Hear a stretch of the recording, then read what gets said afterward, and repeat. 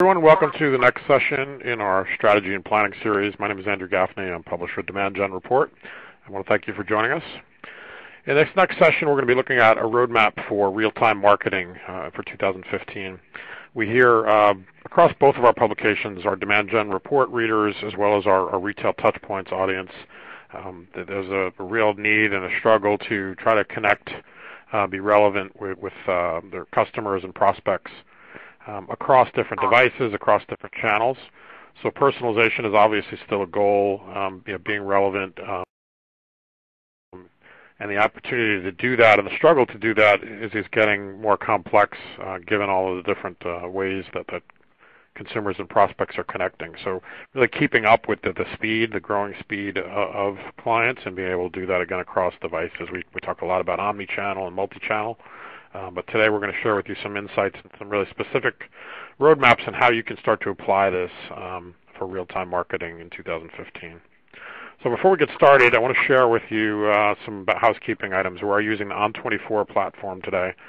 We'd like to encourage you to submit questions, and you can do that right in the On24 platform. Just click on the Q&A tab and go ahead and type in any questions you have. Our presentation is going to be about 30 minutes, and then at the conclusion of that, we'll try to address as many of your questions as we can get to. If we don't have time to get to your question, we'll ask our speaker to follow up with you directly. Frequently asked questions that we get, the session is being recorded, so you'll have an opportunity to go back and review it after or share it with your peers. We're also going to try to make this as social a conversation as possible, so we encourage you to go ahead and tweet out or post on LinkedIn any relevant comments or interesting points that you hear through the presentation. If you want to share any questions on there, we'll be keeping an eye on that too. I encourage you to use the hashtag for the series, which is SPS 2014. This series, again, is being brought to you by our Demand Gen Report publication. If you're not already a subscriber to Demand Gen Report, we encourage you to take advantage of that. We cover best practices in lead generation, lead nurturing, and digital media strategies. We've got over 28,000 readers, and it's a complimentary subscription to our weekly newsletter, and you'll also access proprietary research best practices that we publish on a regular basis. You can also follow us on Twitter. Our address is DG_report, and encourage also maybe to check out our group on LinkedIn, which is Demand Gen Specialists. So we've got a great speaker today.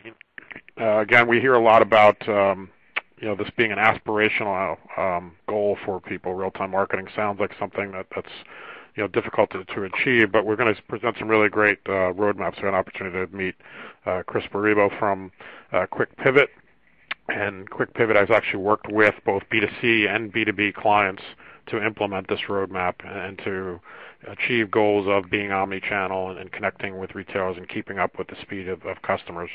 Chris brings a passion and a vision for how clients can combine insight, channels, and content to create unique customer experiences. In leading Quick Pivot client services team, he uniquely translates the vision into lifecycle marketing services specific to a client and its industry.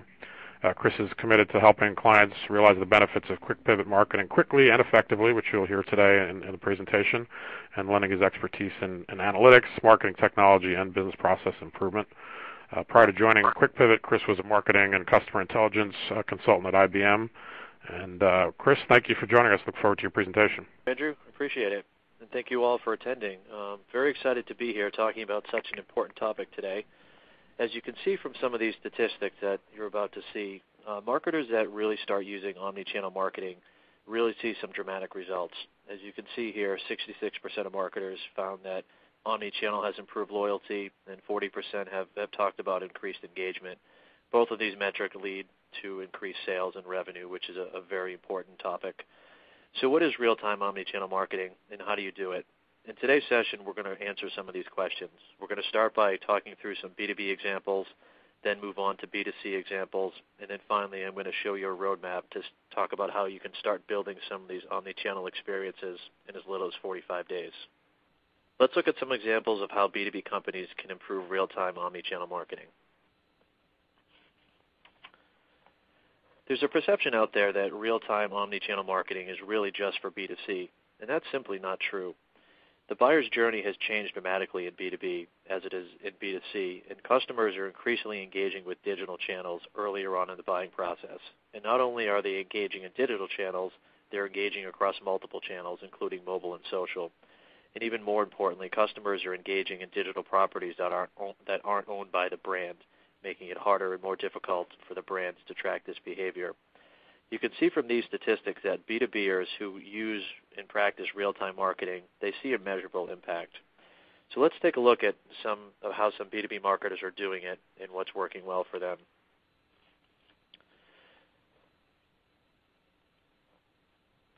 Let's start with a common business problem for B2B.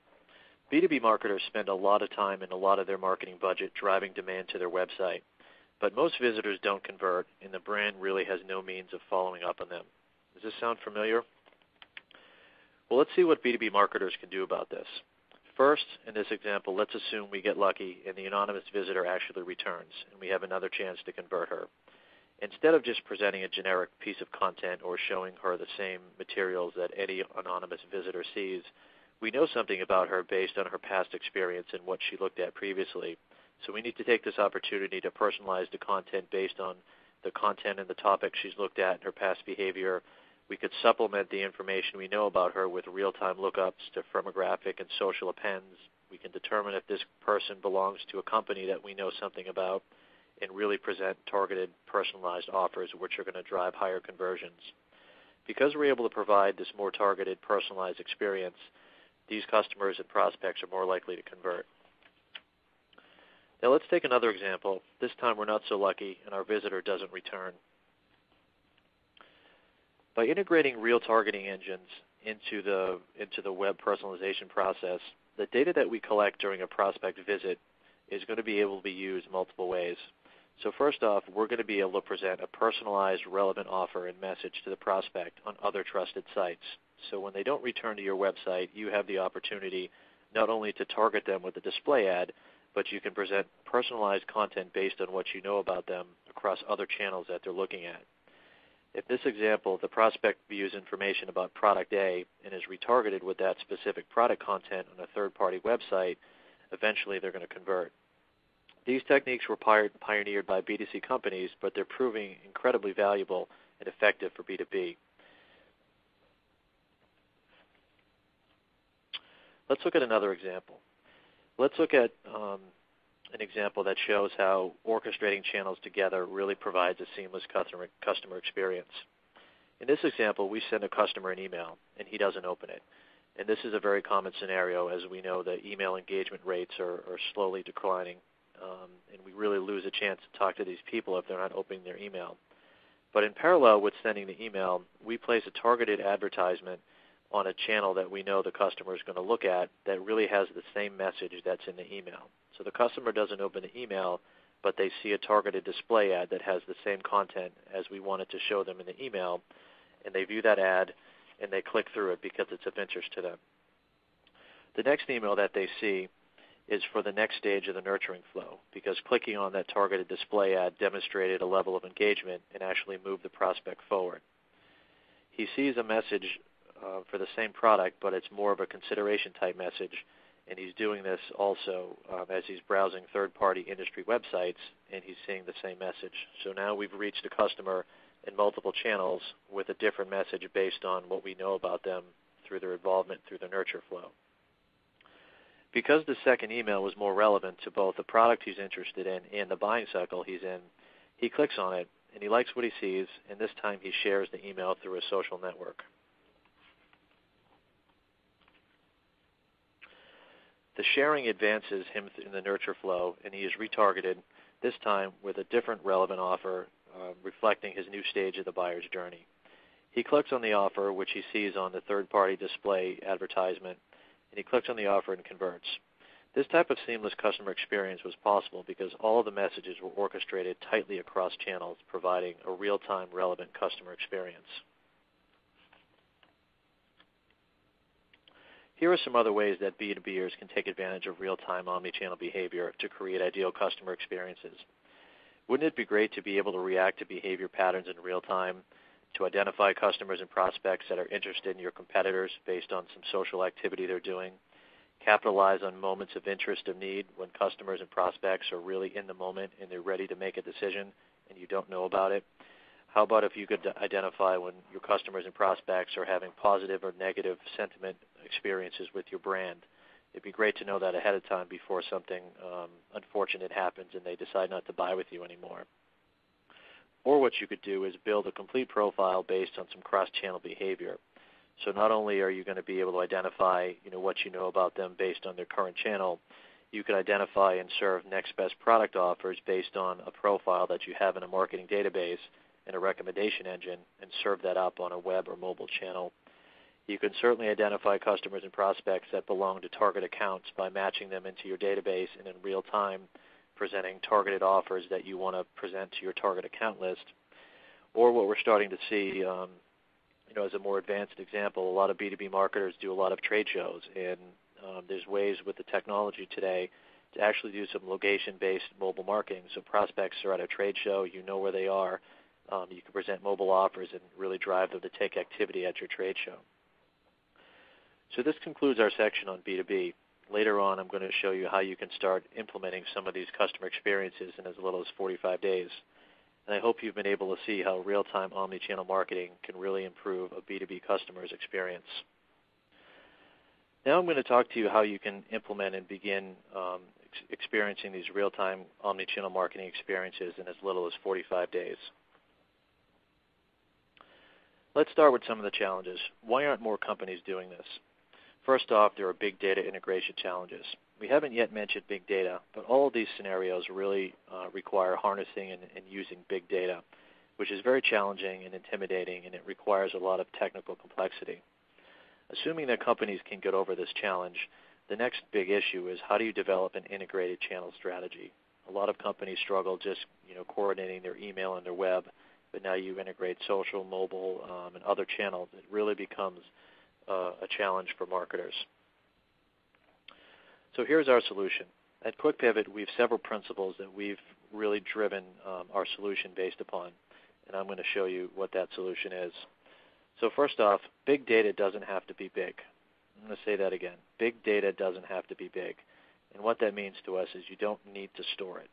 And if you're not storing the big data, that eliminates the biggest challenge of storing and integrating and managing the large volume of transaction and multi-channel data that's coming in.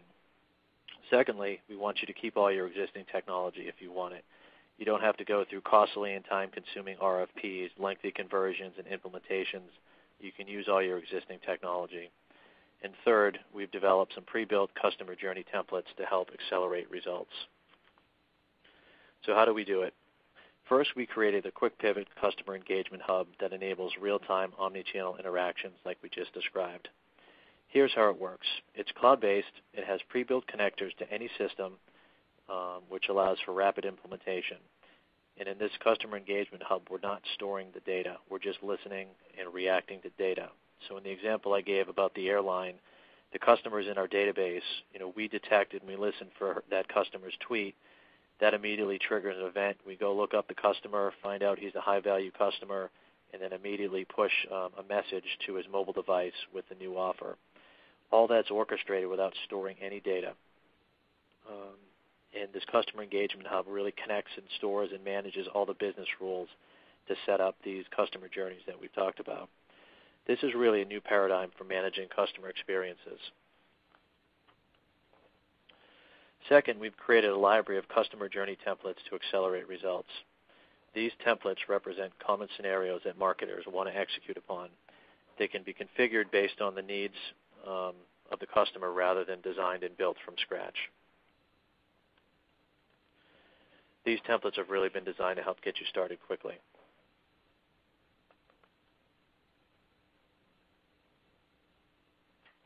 And finally, here's the roadmap for how to get it done.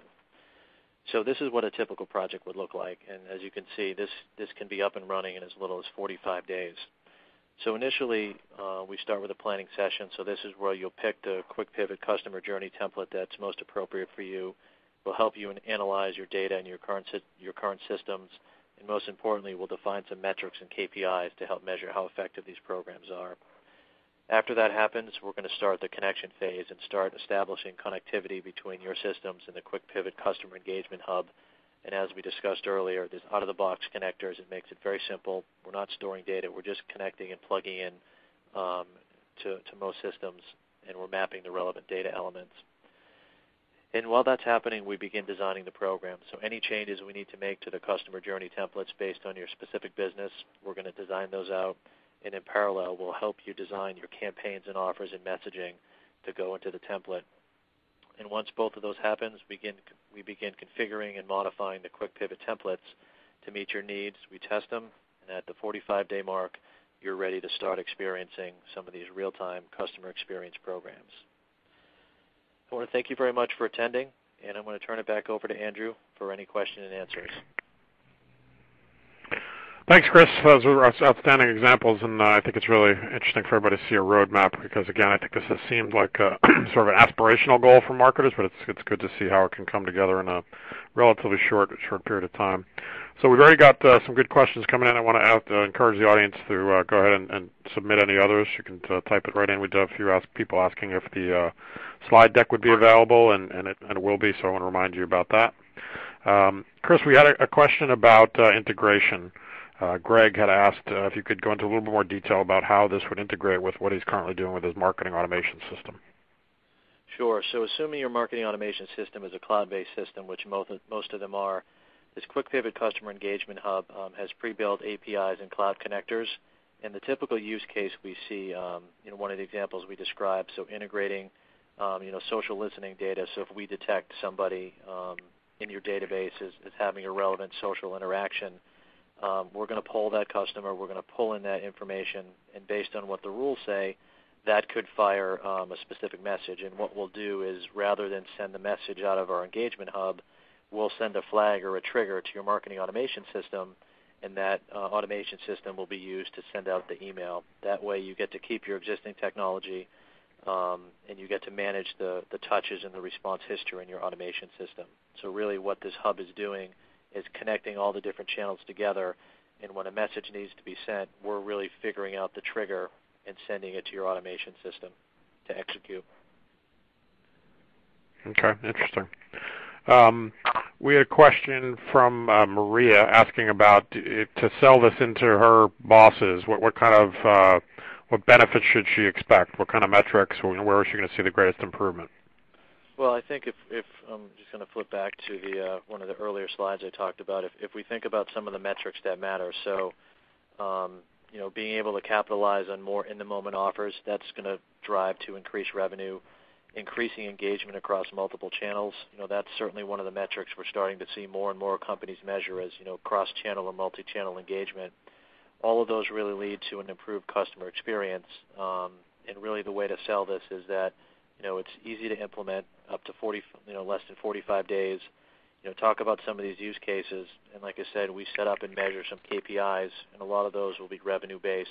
So we've got some really good examples and case studies of how customers have really paid for this project in as little as 2 weeks after implementing it based on the incremental revenue that's been realized by building these customer experiences. Okay, great. We had a question from Danielle. She said one of the things that they've been struggling in trying to do omnichannel marketing is just having the right kind of trigger messaging, and asked if that's something that you guys provide or how you recommend that they do a better job with the messaging in addition to the tools. Yeah, that's really part of what we call the customer journey template. So, for whatever the relevant scenario is, we'll recommend what some of these triggers are. So whether they're changes in engagement frequency, whether there are specific events that we're listening for, we have a lot of those predefined. And obviously the messaging needs to be customized based on the specific client or brand. But we have a lot of templates that will really help get you started so that we're just tweaking copy rather than designing and coming up with the whole flow, on a case-by-case basis. That's really one of the reasons we've developed these templates, is to help get clients up and running much quicker. Okay, great. We have a question from Sue asking about the real-time aspect of marketing. She asked, is it a concern to be responding too quickly to customers? I mean, are they going to be put off that you sort of know where they are, or? Yeah, that's a great question. So, there's a lot of discussion about that, and obviously there are certainly ways to do that incorrectly. We use the term we want to be serendipitous, not creepy. And I know there's a lot of Halloween promotions going around about not being too creepy with your marketing. But really the trick to do that right is to make sure that the information that you're using and acting upon is information that the consumer really expects you to take advantage of. And every 3 to 6 months, the type of information that consumers expect you to listen and take advantage of is increasing as these digital channels proliferate. But the advice and recommendations is if someone's behaving and doing things on your website, or they're opening emails, or they're sharing things on their social network that are open up to the public, that information is really expected to be used by customers, as you can see from some of those statistics. And if you're not using that information to present relevant offers, I think you're doing a disservice, where brands kind of get into trouble and do things wrong, or where they use some of their personal information, or they use information and behavior that's not really considered by the customer as public domain. And again, the amount of that information is really shrinking over time as customers become more and more just dependent and expecting brands to use all the information they give to make their customer experiences better. Okay, great points. All right, we're going to take one more question. Patty, it sounds like Patty's in the retail business. She asked any examples you can give or thoughts around how this kind of marketing can influence in-store, the driving traffic or driving conversions in-store. Yeah, that's a great example. I touched upon this a little bit, but first is location-based. So if you know your customer prospect is in the vicinity of your store, and you can look them up and they're talking or they're engaging about going shopping, you want to catch them when they're in the moment. But once you get them in the store, some of the emerging things that are happening, to put this example out, and then I'll give a more practical one. There's ways to actually identify, which part of the store the customer is in based on the beacons from their mobile devices. If you can pick that up and they're near the sporting goods section, or they're near the clothing section, you could potentially send offers to their phone. That's an emerging trend. I think it's going to take a little while before that really catches on. But more practically, think about the loyalty program example. So while somebody's in the store, they're in your store, you could send them an offer to their phone just based on their loyalty status, or you could send them cross-sell, upsell messages, next best product, while they're actually in the store. And that really combines the location-based plus all the other information you know about that customer, and being able to act upon that in real time is something that we're starting to see some companies do, but it's really an emerging way for companies to differentiate. And you can even extend that to the point of sale. So while you're at the cash register buying something, based on the items that have been put into the register so far, that can create a lookup, and the system can automatically recommend next best products based on purchase history, based on what's in the cart, and based on anything that you've done or said online. So I think it's a really big opportunity for retail companies to start taking advantage of real-time in-store behavior, and we've seen some success with companies that have done it. Okay, great. And you mentioned in one of the earlier slides, part of the integration for you guys is with the POS and the Commerce Hub. That's correct. Yep, that's just to us. Yeah. It's just another channel. It's a channel we connect to. We can receive information from the POS. So as customers are ringing in their orders, we can put those transactions in and recommend next best products, and then we can push information right back to the POS so that the teller or the agent will have something to recommend to the customer while he's standing there in the store. Okay. All right, this has been great. We really appreciate you laying out such specific models and examples, Chris. Really appreciate it. I want to remind our audience again, we had a bunch of questions coming in about if the slides were available. I think they will be shared, and also this session has been recorded, so you'll receive a link where you can go back and listen to it or share it with your team. Also, I wanted to point out that in the resources section of your On24 platform, there's several related resources, including the roadmap example and some others that Quick Pivot has shared. So I encourage you to go access those, download those for further reference and research. Chris, thanks again. This has been really solid content. I remind our audience that our next session in the series will be this afternoon at 2 p.m. Eastern. We're going to be looking at ways you can enhance your webinar promotions going into 2015, and we'll be hearing from Mark Bornstein with On24. So look forward to seeing you at that, and thanks again to Chris, and everybody have a great day.